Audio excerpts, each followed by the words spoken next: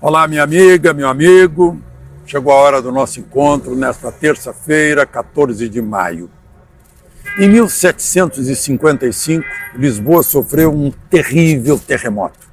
Cidade totalmente destruída pelo tremor de terra, pelo fogo, pela água.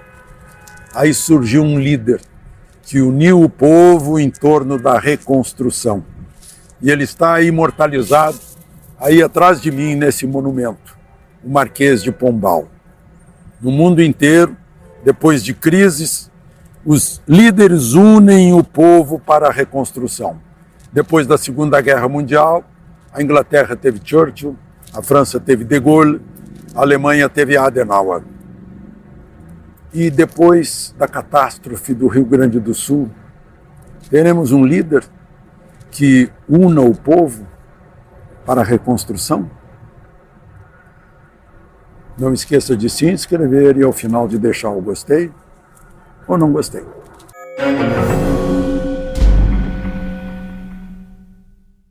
Enquanto a gente procura um líder que una o povo para a reconstrução, triste coincidência na história do Brasil, ou talvez rotina na história do Brasil, hoje, 14 de maio, está fazendo 19 anos que estourou o Mensalão, 2005. Foi quando foi revelado que um advogado que estava investigando o assunto, se fingiu de empresário, que negócios com os Correios, falaram nos Correios e gravou o diretor dos Correios pedindo dinheiro, que ia para os partidos políticos, como saiu do Banco do Brasil, da Petrobras, para comprar voto para o governo. 2005, governo Lula. Quase um mês depois disso, dias depois, o Roberto Jefferson denunciou tudo, disse que ele também estava envolvido. O seu PTB, estava o PP, estava o PL e principalmente o PT. Tanto que os tesoureiros do PT, todos viraram réus. José Dirceu caiu, era o principal ministro de Lula, caiu cerca de um mês depois, abriu-se uma CPI, apareceu o dinheiro na cueca, um banco envolvido, o Banco Rural, tinha um operador, o Marcos Valério. Funcionava institucionalmente a distribuição de dinheiro. E 38 réus. Tinha 40. Só faltava o Alibaba. Mas aí 2 foram desconsiderados, ficou 38. 24 foram condenados. Hoje não tem ninguém atrás das grades, no país da impunidade. Pois é. Está cheio de gente condenada aí por crime político, crime de opinião. Não sei se alguém destruiu alguma coisa. Eu queria ver condenado o sujeito que destruiu aquele belo relógio, por exemplo. Mas, enfim. 19 anos depois, a gente vê que essa história já tem maioridade. Com apoio de muita gente que põe o voto lá concordando com isso. Prefeito de Santo Antônio da Patrulha, prefeito Rodrigo Massulo, gravou uma fala, pôs na internet, mostrando como funciona hoje, que hoje são as emendas, e que os prefeitos ficam amarrados às emendas, troca de voto, para reeleger parlamentar. Agora, o jogo todo são as emendas, a moeda de troca. Emendas de toda sorte. Falo em orçamento secreto, isso e aquilo. Assim. E a gente está procurando líder. Né? O governador de Santa Catarina, Jorginho Melo, confirmou que tinha uma verba de 95 milhões e 400 mil para prevenção das cheias lá no Itajaí, Santa Catarina. Federal. Só que foram bloqueados de 95,4 milhões 85,8 milhões. Ou seja, não recebeu praticamente nada. Mesmo assim, ele anunciou, parece que estava adivinhando o que eu tenho falado todos os dias. Está começando agora, pelo menos anunciou que vai começar agora, a dragagem do Itajaí-Açu. Tira todo o entulho que está no fundo e as águas escorrem na calha do rio, como quando a gente tira as folhas das calhas da nossa casa. Isso é que é preciso ser feito, né? Só que o dinheiro não vai. O dinheiro não chega, mas ele vai fazer. Aliás, dinheiro vai, dinheiro vem. Eu tenho que avisar os colegas jornalistas que reverter é voltar atrás. Não é destinar. Porque toda hora eu vejo sujeito dizendo que o dinheiro dos donativos vai ser revertido para os desabrigados. Como assim? Revertido é voltar. É reversão, voltar. O dinheiro vai ser destinado. Vai ser revertido aos desabrigados se pegar o bandido que roubou dinheiro dos desabrigados. Aí vai ser revertido. Aí vai voltar para eles. Meu Deus. Não sei se é Paulo Freire ou é apenas desinteresse pelo vocabulário, pela leitura, pelo significado das palavras, que são a nossa ferramenta. É o nosso instrumento de comunicação com as pessoas. Bom, pois é, ainda sobre medidas. O Tribunal de Contas da União está cobrando daquela lei que entrou em vigor em 2012, que eu falei aqui, né? Está cobrando desde 2012. Desde 2014, desculpem. O TCU está cobrando do governo federal medidas para pôr em prática o que está escrito naquela lei federal, que é para prevenir desastres, prevenir inundações. Como é que se previne inundações? Dragando a calha do rio, examinando as barreiras que caem com a água, né? Fazendo fiscalização nas obras públicas de pontes e aterros e estradas, fiscalização para ter obra que resista à água, e insistindo com os planos diretores das prefeituras que não deixem a especulação imobiliária criar urbanizações onde as águas chegam, e pior ainda, onde chegam águas com correnteza. Ficam culpando o clima, é para a gente se aliviar da culpa. E a nossa culpa é a falta de obras, a falta de medidas preventivas. Porque isso é cíclico. Eu já disse aqui, eu já vi uma enchente igual em 1941, provavelmente foi a mesma água. Só que não tinha gente morando na várzea, né? Só que o rio não estava tão assoreado, né? Aliás, eu vi a ministra do Meio Ambiente falando sobre essas teorias, né? Eu vou ler mais, com mais detalhes, a tese de doutorado de dezembro de 2012, no pós-graduação, nas Geociências da Universidade Federal do Rio Grande do Sul, de Maria Luísa da Câmara Rosa, sob os professores controlando, né? Há 320 anos, é sobre o litoral do Rio Grande do Sul, há 320 mil anos, né? O oceano estava mais alto do que está hoje. Mas aí veio um resfriamento, aí o oceano se encolheu. Há 240 mil anos já estava 9 metros acima do atual, porque veio um aquecimento.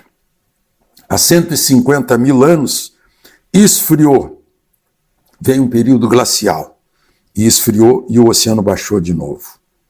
Há 120 mil anos as geleiras derreteram e o mar ficou 8 metros acima do nível de hoje, né? Mas depois, de novo, veio o esfriamento. Há 18 mil anos, o mar estava 120 metros abaixo do nível atual.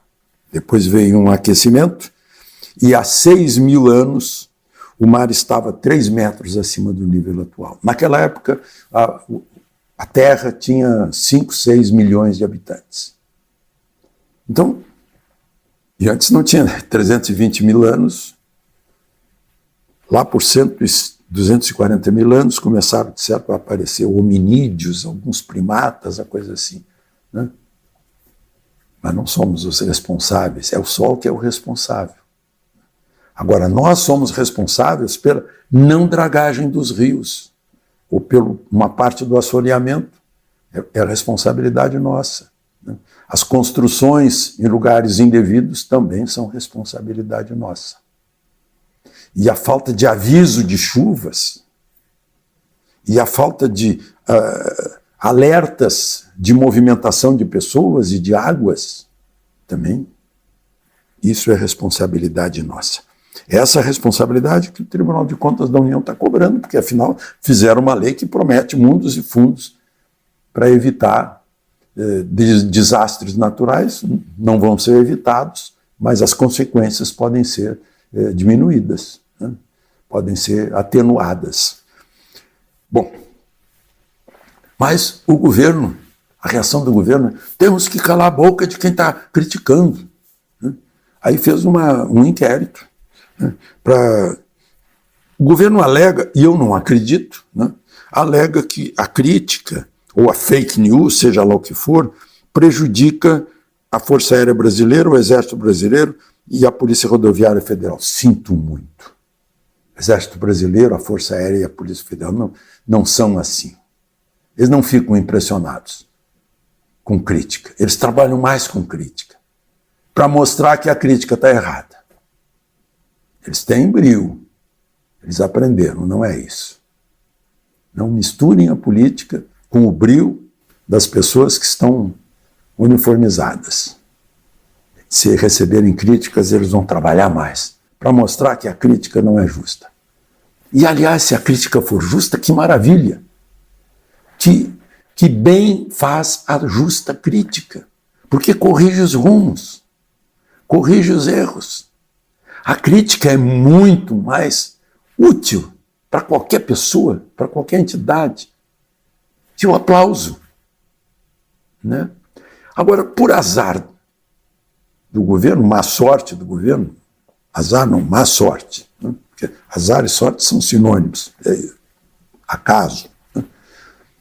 Por má sorte do governo, caiu nas mãos da ministra Carmen Lúcia, porque a ministra Carmen Lúcia é aquela que disse: cala a boca, já morreu. E foi lá para o Supremo, porque está Eduardo Bolsonaro lá na ação e o Cleitinho. Mas a ministra sabe que o artigo 53 da Constituição diz que deputados e senadores são invioláveis por quaisquer palavras. De Lisboa, Alexandre Garcia.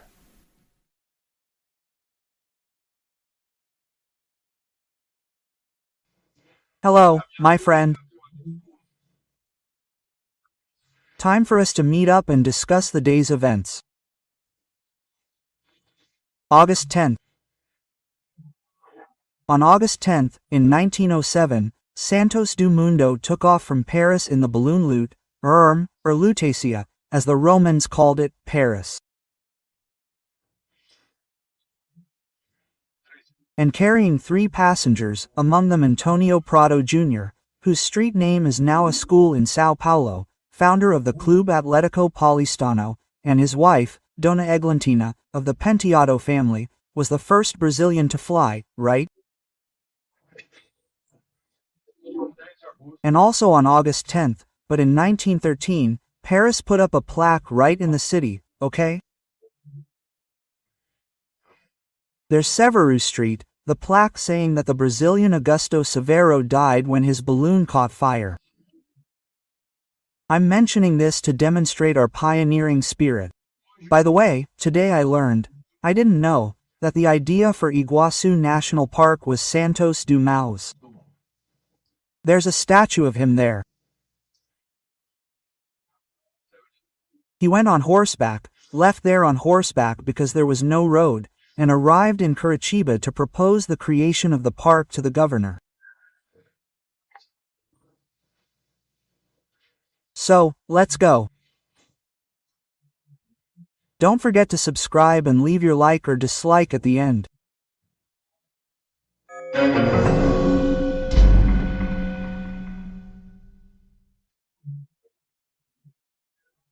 Well, today's first topic is the release of political prisoners in Brazil, by order of Supreme Court Justice Alexandre Moraes.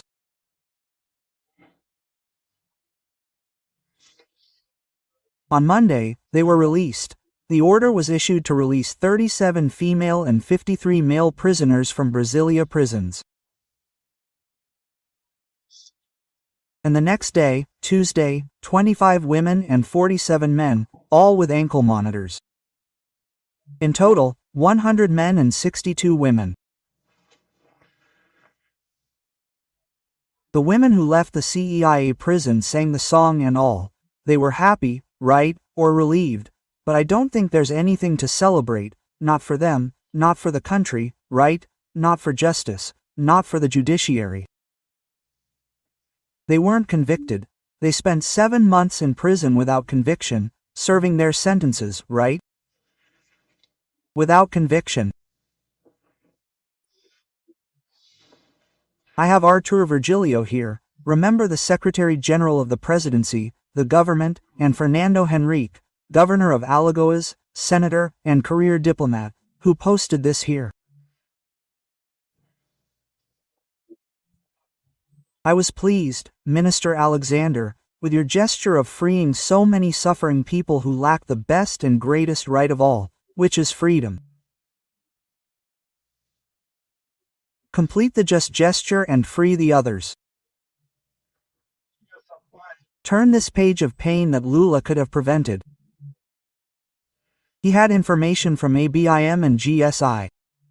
Of course he did. You know I worked closely with these two agencies, and everything reached President Fernando Henrique and me in advance. Lula's trip to Araraquara was pure brazenness. He wanted to see the circus burn down so he could then act late and say the traditional, "I didn't know." Artur Virgilio. Well, let's move on. Hey, yesterday I was here wearing a tie, and a lot of people asked, "Didn't you tell me about the tie?" Well, I left here and ran to the Historical and Geographical Institute of Brasilia, which is a very important institute, to be sworn in as a full member of one of the chairs of the retired Supreme Court Justice, former Supreme Court President, Marco Aurelio Melo. He called the inquiry the end of the world inquiry. I didn't see any current Supreme Court justices there. I think they haven't been able to leave, but there were former Supreme Court justices, former presidents of the Superior Court of Justice, lawyers who work in higher courts, all of them open-mouthed about what's happening today and asking the Supreme Court itself to find a solution that will benefit the institution's history, right?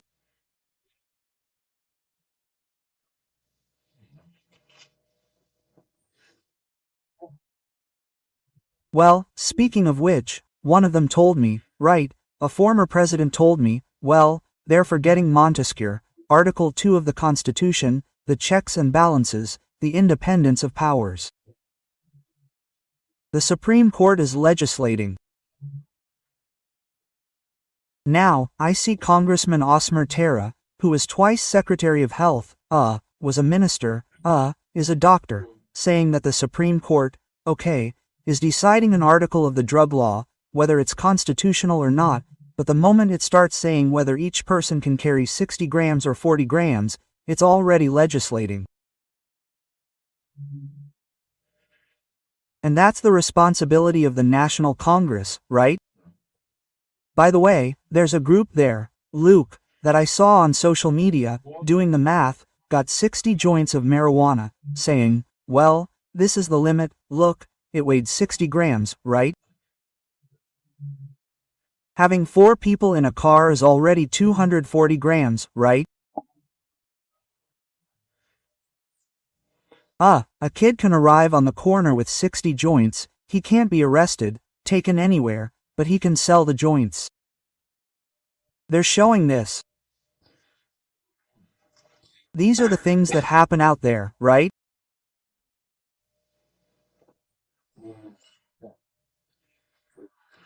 The good thing, I was saying, I wanted to add the following, right? There was a CPI today at the forum. Silvio Vasquez, who was with the Federal Highway Police, went there and confirmed, no, we were in the Northeast to prevent it. We seized cars that had cash to buy votes, right? That's what they did. Now I ask you, but isn't it forbidden to transport voters on election day other than on public transportation, political parties transporting them, right? Campaign workers transporting them? That's an electoral crime and the police have to catch them, right? And sometimes they take money to buy votes, right? Now, speaking of CPIs, the MSTO CPI sank. Artur Lira helped found it. They're already saying it'll end next week, right? The other CPI, the one on NGOs, I hope it survives, because it's investigating very serious matters in the Amazon against our sovereignty, right? And it shows international greed.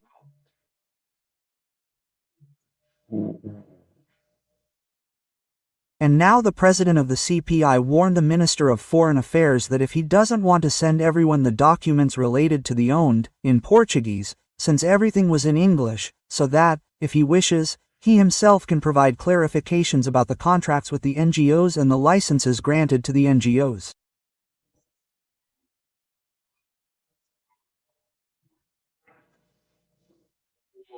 Oh, I had already recorded it yesterday. I had already spoken to you when the attack happened, right?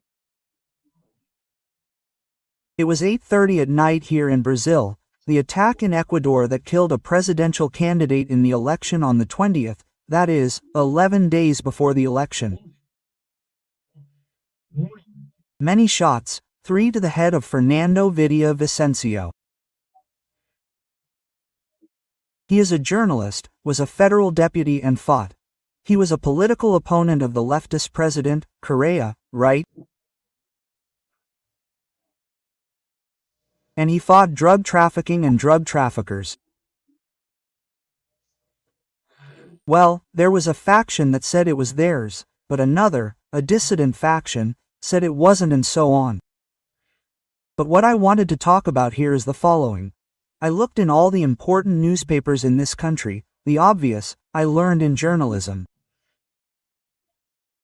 When news like this comes up, we go to the research office and ask the newspaper's research office to illustrate it with other very similar events, but none of them surfaced.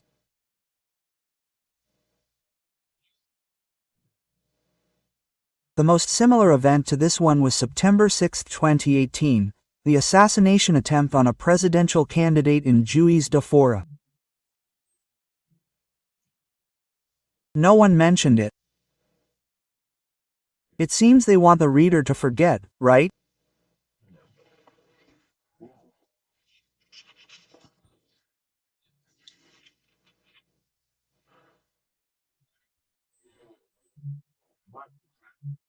People, an order from Minister Marcio Franca, there in Rio, alongside Lula today, establishes that, starting in January, no one can leave or arrive at Santos from MON and be bound for Brasilia, or from Brasilia, or PR is for Guarulhos, or for Confins Airport there in Belo Horizonte, Tancredo Neves Airport.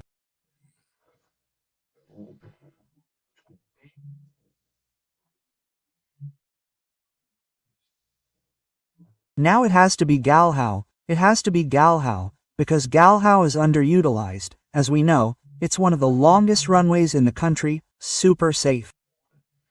And Galhau collapsed. Why? Because people are afraid to get there via the red line, yellow line on Avenida Brasil. It's fear. So it's just Rio de Janeiro to resolve this security issue and put an end to this whole crime sanctuary thing in Rio de Janeiro.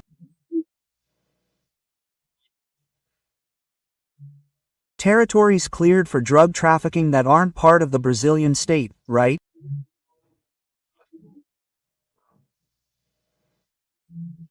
So it's simpler than bothering people and airlines. But there's an ordinance, it'll be in January.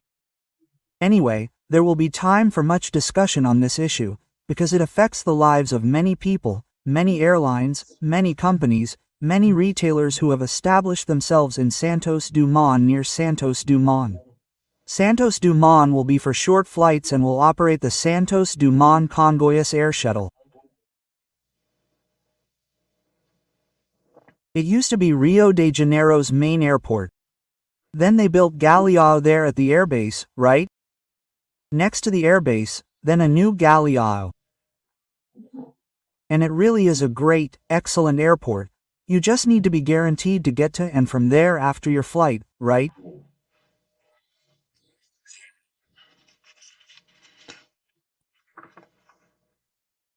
Well, I think that's all the topics for today, and thank you very much for your attention, for your patience from Brasilia.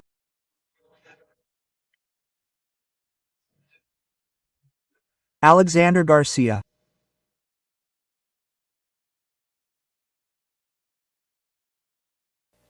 Olá, minha amiga, meu amigo. Hora do nosso encontro neste dia 30 de maio, dia de Corpus Christi, dia santo, e quinta-feira, aniversário do casamento do nosso imperador Pedro II, quando ainda tinha 16 anos. Casou por procuração. Só foi conhecer a mulher dele 3 meses depois. Ela estava na Europa. Teresa Cristina de Bourbon. Casou por procuração. Geraram a princesa Isabel, que foi regente várias vezes, e numa dessas regências assinou a abolição da escravatura. E num dia como hoje, morreu em 2002, o Brasil perdeu Mário Lago, grande autor, mas as pessoas em geral o conhecem como ator de novela, Mário Lago. Eu o conheci nos anos 70 aqui em Brasília. Ele fez Aurora e fez, sobretudo, né? Ai, que saudades da Amélia. Eu fico imaginando, ele era militante do Partido Comunista Brasileiro, ferrenho. Eu lembro da nossa conversa aqui em Brasília. E fez Ai, que saudades da Amélia. Aquilo sim é que era mulher, né? A Amélia passava fome ao meu lado e achava bonito não ter o que comer. A Amélia não tinha a menor vaidade. Aquilo que era mulher de verdade. Eu imagino as feministas o que diriam disso hoje, né? Tempos mudaram, qualquer coisinha agora, o humor perdeu muito, porque é o humor dos costumes, das pessoas, né? Enfim. Saudades da Amélia e do Mário Lago. Vamos aos assuntos de hoje, a conversa de hoje. Não esqueça de se inscrever e, ao final, de deixar o gostei ou não gostei.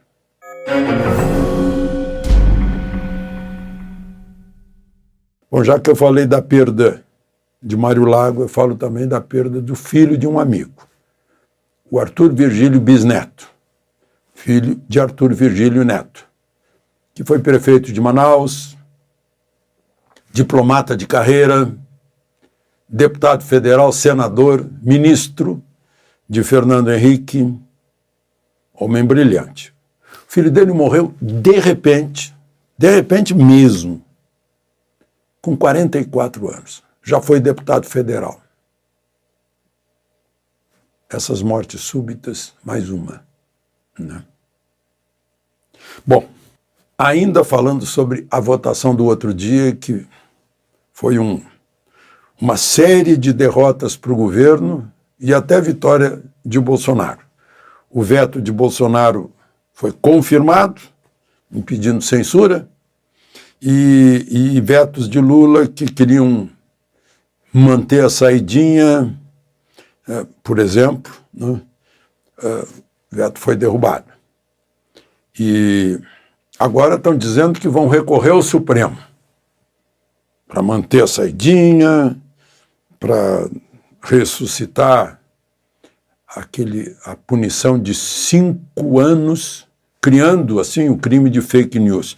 Eu diria até que aquele projeto de lei de 2020, vamos ver se eu tenho o número dele aqui para vocês seguirem, 2630, aquele que inventa fake news, que quer fazer censura nas redes sociais, que não tem a menor chance. Agora a chance é menor ainda, porque projetem, por exemplo, no caso da manutenção do veto de Bolsonaro, teve 317 votos de deputados para derrubar o veto de Bolsonaro. Seriam necessários metade mais um de 513 deputados, ou seja, 257 deputados. E teve 317 para manter e só 119 para derrubar. Mais ou menos está dentro do que tem o governo garantidamente lá dentro. 120, como o próprio Lula já disse. Temos apenas 120 deputados de 513.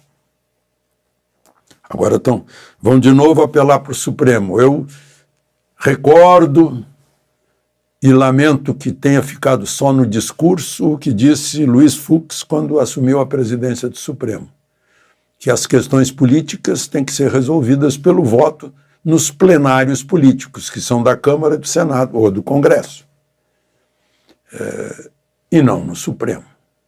O Supremo é para discutir dúvidas na Constituição, né? E não em decisões, e não para mudar decisões do principal poder, que é o legislativo, que representa o povo que tem voto. Vejam só, até o fisiologismo foi deixado de lado nessa votação dessa semana, porque partidos que têm ministério, na hora do pega de questões profundas da raiz brasileira, eles ficaram com a raiz brasileira. Eles não foram atrás dos modismos, né? Benefício ao preso, dinheiro para fazer aborto e para invadir terra, dinheiro público. Não foram atrás disso. Gente que pode temer até que vão tirar o sujeito que eu botei lá na estatal tal, né, em represália. Mesmo assim, votou contra o governo. Nem a história de liberar a emenda funcionou. Não funcionou. Por isso que eu digo, quem está surpreso não devia se surpreender, basta olhar o resultado da eleição para a Câmara e para o Senado no primeiro turno. Foi isso. Na Câmara parece que deu 71%, no Senado 67%, ou vice-versa. Eu lembro de ter feito esse cálculo. Bom, o outro oportunismo rejeitado foi na Câmara de Vereadores de Porto Alegre.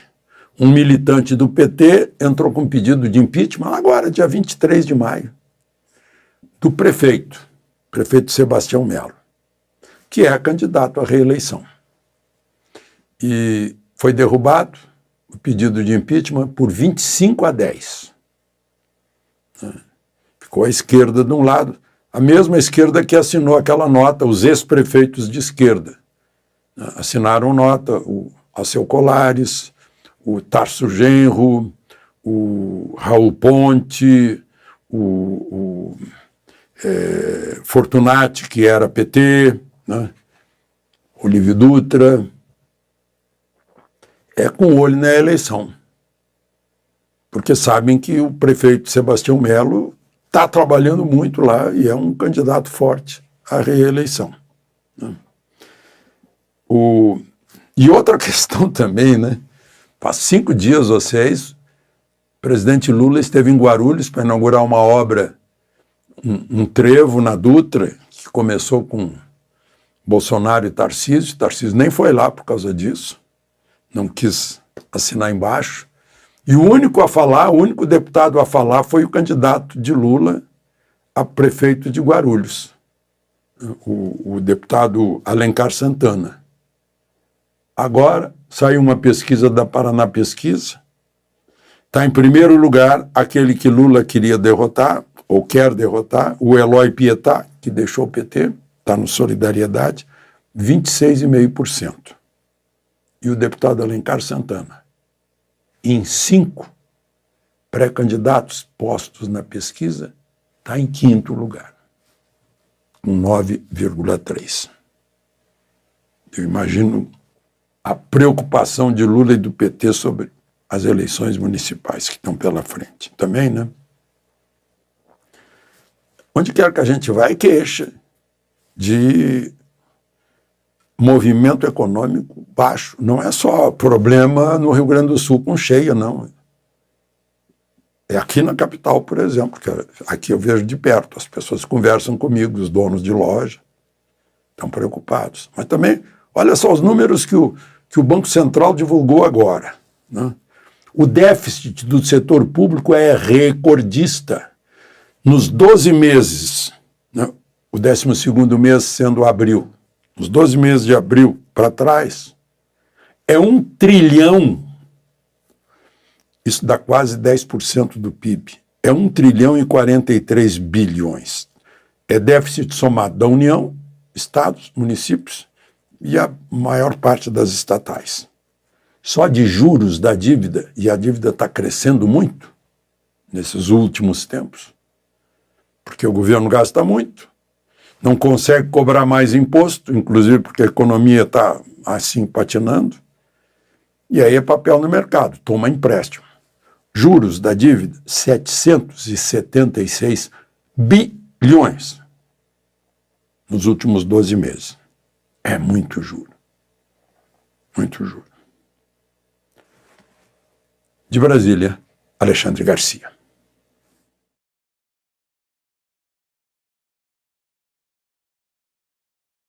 Hello, my friend.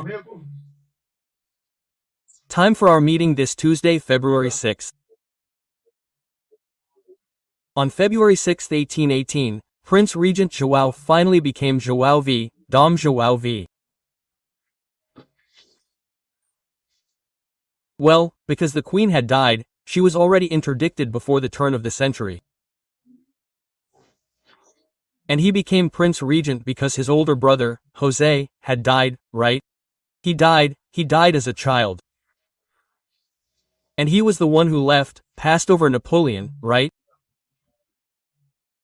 It's the king who deceived Napoleon, João V, right? They make up a folklore story about him. Look, this guy was very good. But then Dona Maria died in 1816. Why wasn't he crowned, right? Only he wasn't crowned. Portugal acclaims itself the king. They don't put the crown on the king's head. Because there was a Pernambuco revolution, because the Portuguese courts were dying of jealousy, and Brazil had become a kingdom united with Portugal and the Algarves, right? It was on the same level. Just imagine, on February 6, 1818, in Rio de Janeiro, he was acclaimed king of Portugal and Brazil. No. I saw him later return to Portugal and leave his son here. His bride, Princess Leopoldina, was also arriving, and she was very, very dynamic, along with Zé Bonifacio, in our independence. Everything was moving toward independence. Well, on February 6, 1976, just before I arrived in Brasilia, the Costa Silva Bridge, designed by Niemeyer, was inaugurated. A beautiful bridge, it looks like it's floating on the lake. I remember the Mancheet magazine report saying, Finally, the residents of Lago Sul will be closer to downtown Brasilia because they had to go to the one called Dona Serra's hula hoop, right? A roundabout at the airport, all landscaped, they had to go there to leave Lago Sul. Today there are more bridges, right? Today there's the JK Bridge, right? This Costa Silva Bridge was named after him, because he was the one who ordered the bridge and was the one who is said to have consolidated the capital in Brasilia, because there were still organs in Rio de Janeiro. Not him, the capital is Brasilia. Well, for political reasons of revenge, they gave the bridge another name, but it doesn't stick, right? For the people, it continues to be the Costa Silva Bridge of Brasilia. Well, let's go. Don't forget to subscribe and at the end to leave a like or dislike.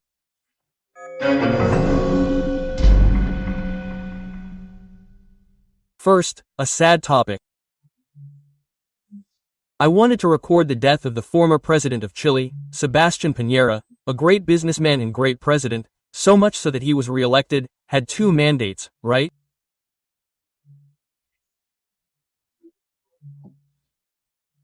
And there are some things I'm very close to him about, because a relative of mine, the daughter of my cousin Bernardo, who lives in Osorno, Bernardo Eggers, was his press secretary during his first term.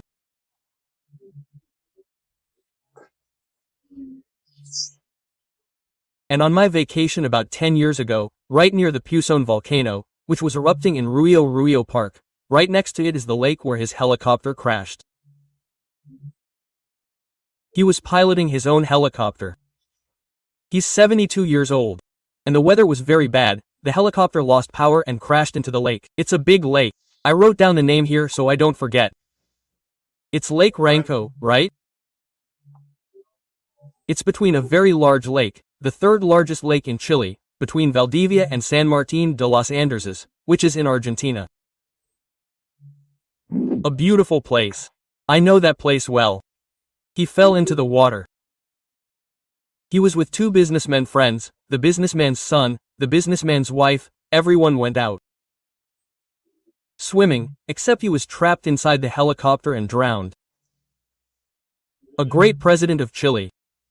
A great president of Chile. A great loss for Chile, for politics on the continent, right? As if the deaths from the fires happening there in Chile weren't enough. I wanted to mention this first of all. And now Congress is on fire, the National Congress, right? A hell of a racket. First thing that happened today, it reopened yesterday, right? First day of work, the Senate Public Security Committee has already moved forward. It was stalled there due to a lack of political will, as the president of Salvador, Owen Bukele, said, right? Lack of political will, prohibiting the outing, 5 outings a year, right? The bill has now been approved. It doesn't even go through the Constitution and Justice Committee, it has been given urgency. It goes straight to the plenary, maybe it will be voted on this week.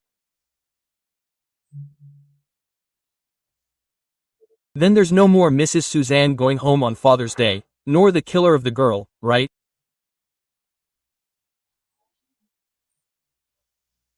The couple going home on Children's Day. Exception, it seems. It was a proposal by Sergio Moore, an exception, for those in semi-open prison who have exemplary behavior and are studying, etc., and with an ankle bracelet, right?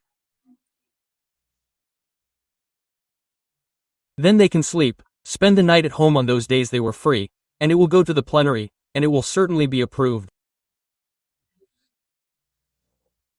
We'll see President Lula's rise or veto. We'll see what will happen. Well, and the Senate session, imagine, the senator from Maranhão was there, senators representing the states. Senator Flavio Dino, before going to the Supreme Court, was there defending his project, was invited to sit in the president's chair, and presided over the session. But he had to listen to Esperião Amim, senator from Santa Catarina, on the podium, complaining about the Supreme Court's super performers and saying that Alexandre de Moraes ignored the committee's requests. It's a joint committee that deals with intelligence activities, right, of the Brazilian state. I'd like to know what's happening with ABIM, the federal police, and the CGU, right, the Internal Affairs Office. General of the Union. In these cases, discuss it. And October, the request was from October, nothing. So he's suggesting opening an investigation into abuse of authority. And Flavio Dino was there listening.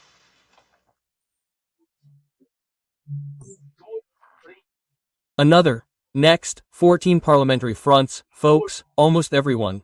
14 parliamentary fronts sent a demand, a memorial, a demand, to the Speaker of the House, the President of the Senate, return this provisional measure against the extension of the payroll tax exemption that was approved by the National Congress, with a large majority and, with an even larger majority, overriding the President's vetoes. Return it.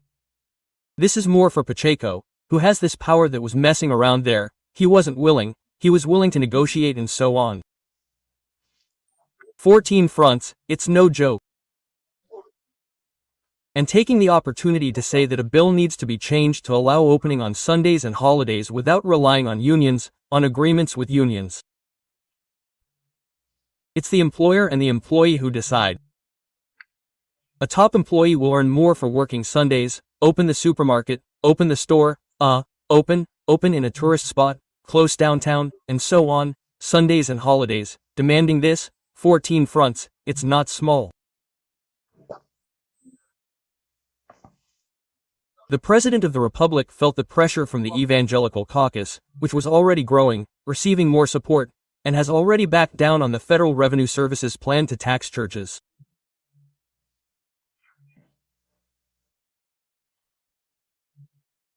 In fact, it's written in the Constitution, Article 150, Paragraph 6, letter B, there will be no tax on churches and temples. It's written there. Well, what else do we have here? Oh, yes. Then we go to the Attorney General's office. That suspension of the federal court's fine, those billions.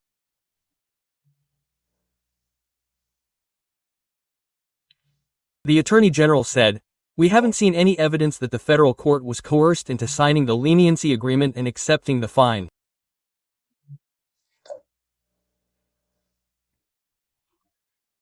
Let's do the same with Odebrecht, which now has a different name, Novo Norte, something like that, the same thing. That totals around $17 billion in fines suspended by Minister Toffoli.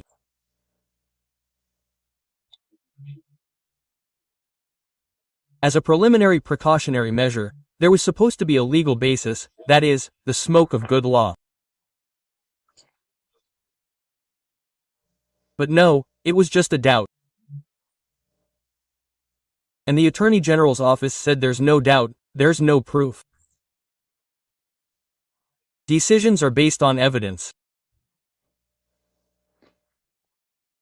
This also resulted in the conflict with Transparency International, which became news in the Financial Times.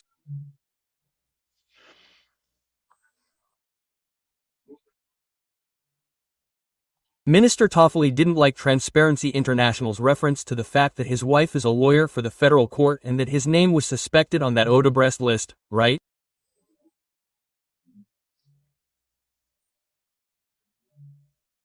He didn't like it and called the federal police, right, to investigate whether Transparency International received money from leniency agreements, right? I've already shown here that Transparency International even made an agreement with the National Council of Justice in 2017 to combat corruption in the judiciary, right, and with remuneration. Well, anyway, there it is. Okay, it was a hot day there, that reopening, right? Yeah. Hello, my friends. The time has come for us to meet on this sad day, June 29. Brazil has lost a hero, one of its greatest heroes.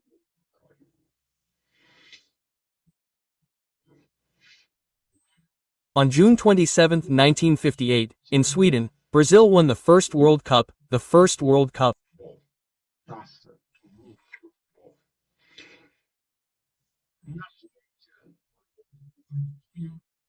On June 29, in 1900, the Nobel Foundation, which distributes the Nobel Prizes, was established in Sweden.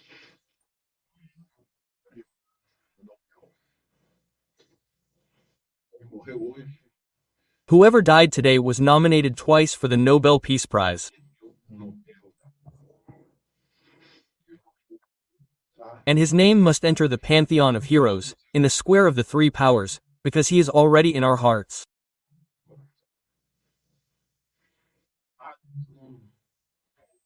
Alison Pollinary, I'll talk more about him in a moment. Now, let's move on to other topics. I ask that you sign up, join us, and don't forget to leave your like or dislike at the end.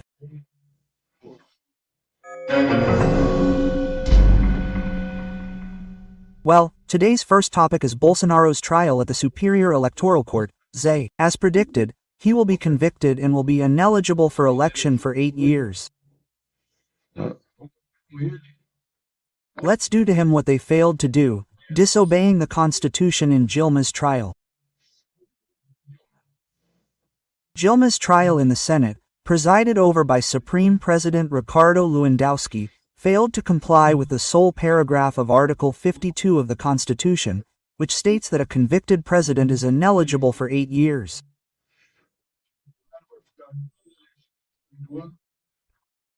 Bolsonaro will be ineligible for 8 years because they considered that the fourth paragraph of Article 5 of the Constitution is not in effect for Bolsonaro, which states that he is free to express his opinion and ideas, and that anonymity is prohibited.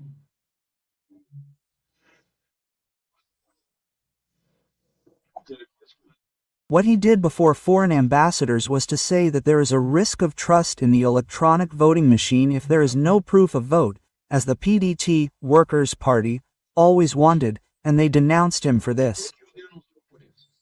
It's incredible, isn't it? Brizola felt it there at the press conference, right? That if he doesn't speak out, he's been cheated and Moreira Franco wins. But the PDT forgot this because of Bolsonaro, right?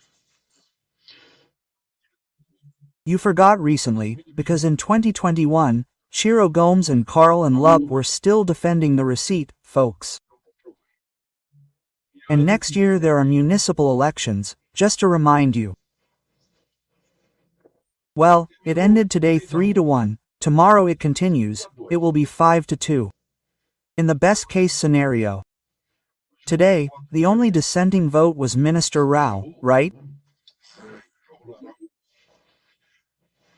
Well, Rao Araujo, who obviously, the President of the Republic, invited ambassadors, just like 48 days before, the President of the Superior Electoral Court, ZE, had also invited ambassadors to talk about ballot box security and the fear of not accepting the results, right? And President Bolsonaro spoke about the distrust in the ballot boxes, right?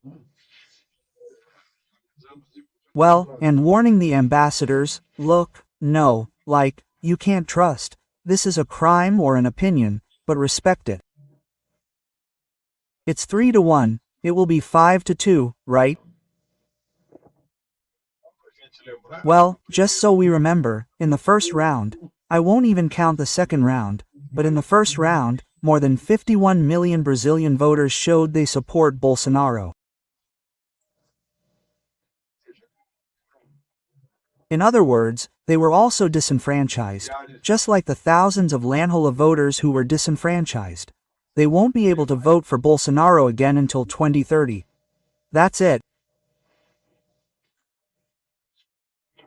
Respect the result. It's the rules of democracy, law, and order, right? But that's it.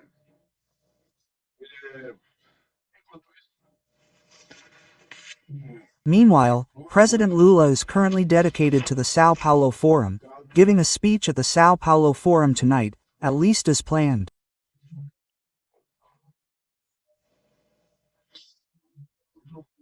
Maybe that's why he didn't declare national mourning for the death of hero Alison Paulinelli. Governor Zima declared state mourning. Many city halls across the country have declared municipal mourning. Well, but getting back to President Lula, can you imagine inviting someone to dinner at your house and days later being surprised because they, your guest, are bad-mouthing your food?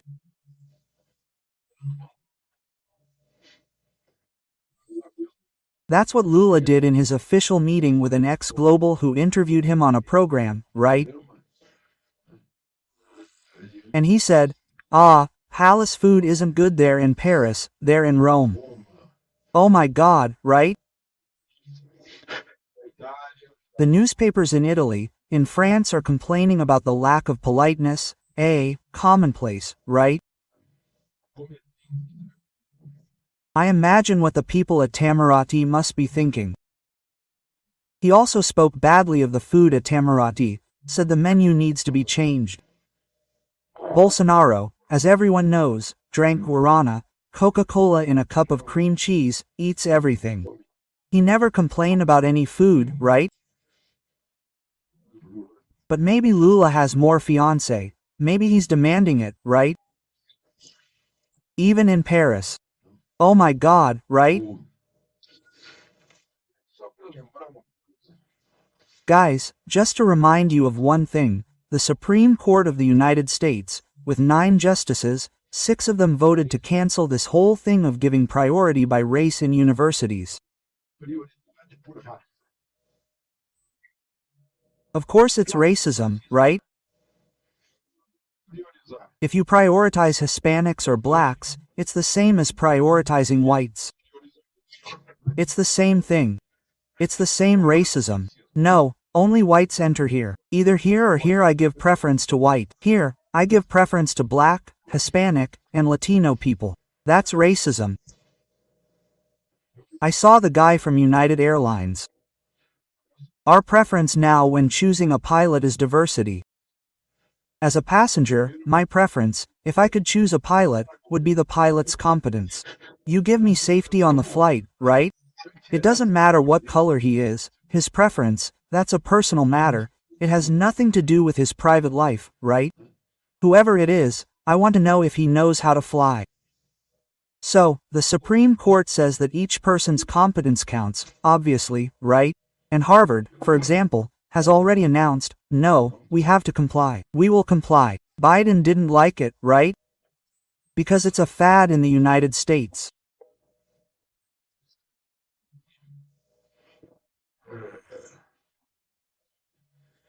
And I found it strange here, because I saw, in today's newspapers, I think there were 15 large associations of service providers, including the National Confederation of Commerce, if I'm not mistaken, the Commercial Association of Sao Paulo, right, service providers, complaining about the tax reform that will cause layoffs of women and black workers.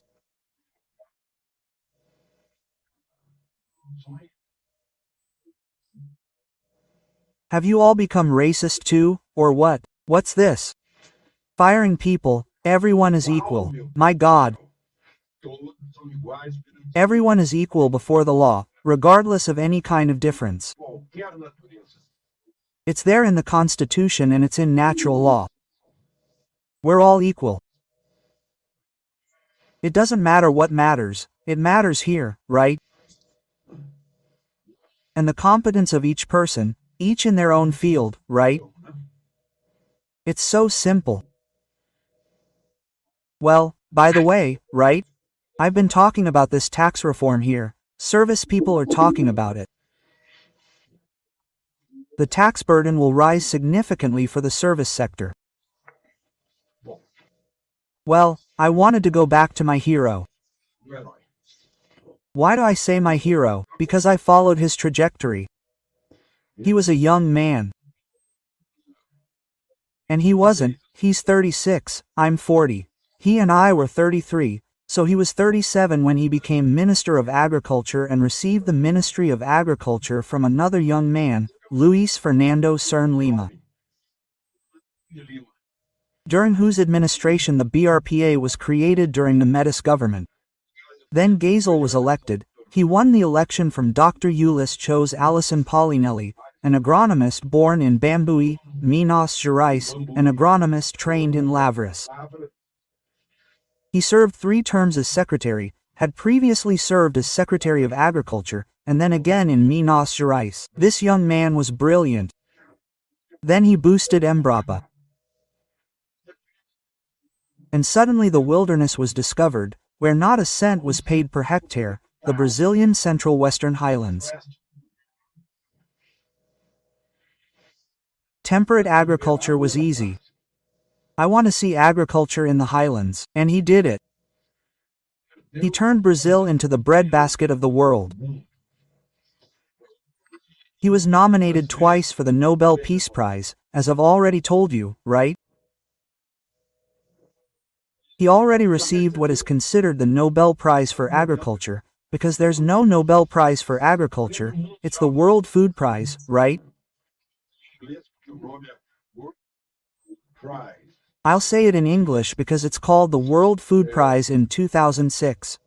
Well, he was now president of the Brazilian Corn Producers Association. He served twice. Well, he was a deputy, he was a constituent, he was chairman of the Committee of the National Confederation of Agriculture.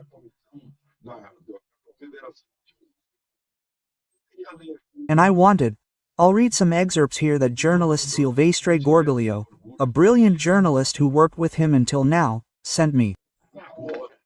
Right? He was at Embrapa. He was Secretary of Culture here in Brasilia, right? You remember he was in the Random Pacheco, Hélio Garcia and Eduardo Azeredo administration. Secretary of Agriculture there in Minas Gerais. Then he said, why was Alison Paulinelli a game changer? First, because he put the right people in the right places, right? And then the soil needs to be corrected, right? Adapted seeds, right? To adapt seeds, corrected the soil.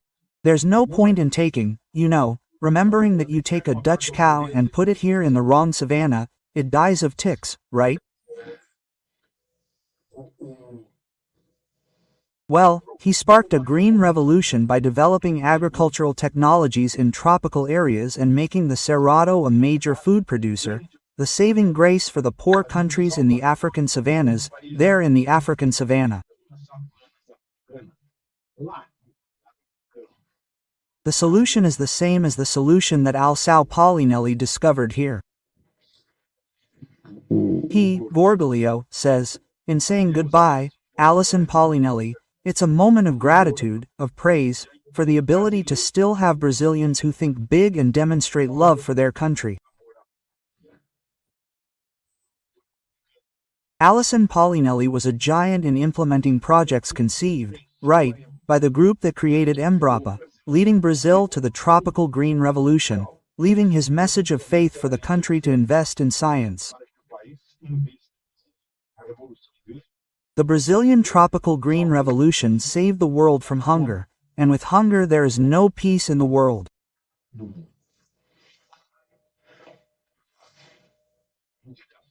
That's why his nomination was signed. The nomination from the Faculty of Agriculture at USP was endorsed by 100 countries, right? But it takes some lobbying there in Sweden, right? Well, we would have had the first Nobel Prize in Brazil. Until now, I think the President of the Republic was too busy with the Sao Paulo Forum. I haven't seen a decree of national mourning. From Brasilia, Alexandre Garcia.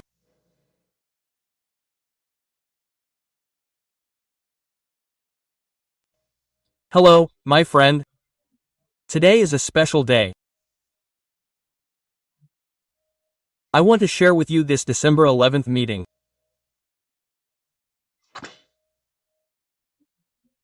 It's just that on December 11th, 2018, 6 years ago, this channel started.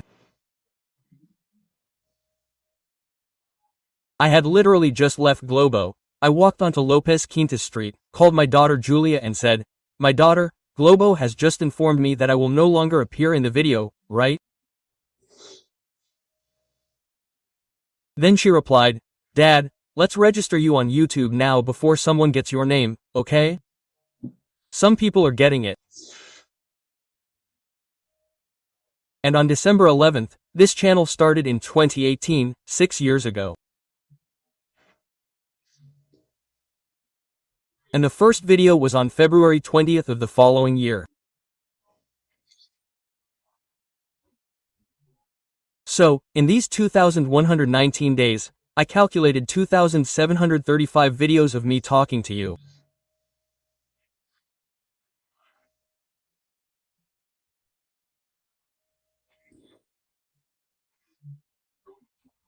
That's an average of 1.3 videos per day, and we have 2,860,000, more than that, a little bit, more than 2,860,000 subscribers and a total of 416,780,000 views in this time, more or less.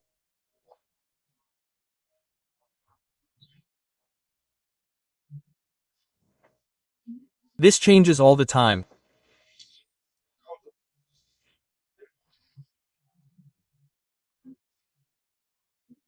Because of these numbers, I made a point of coming here to talk to you on November 11th, even though I had undergone surgery in the morning at a world-class ophthalmology center here in Brasilia, with a sensational team in terms of friendliness, incompetence, and a wonderful surgeon.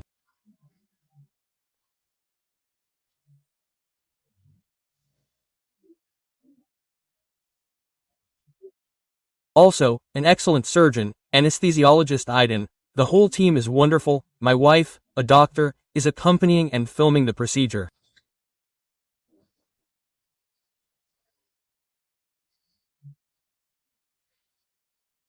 A cataract surgery on the left eye. Then I'll come to the right eye, so that I can have an even clearer view of the real facts and be able to translate them, show them to you.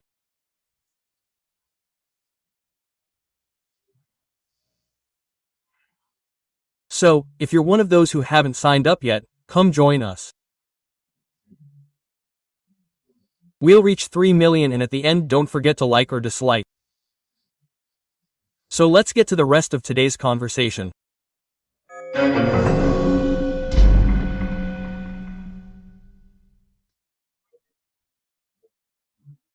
The same day that the optimistic medical team repeated that there are no after effects, that the president is fine, that he's eating, that he'll speak on the same day.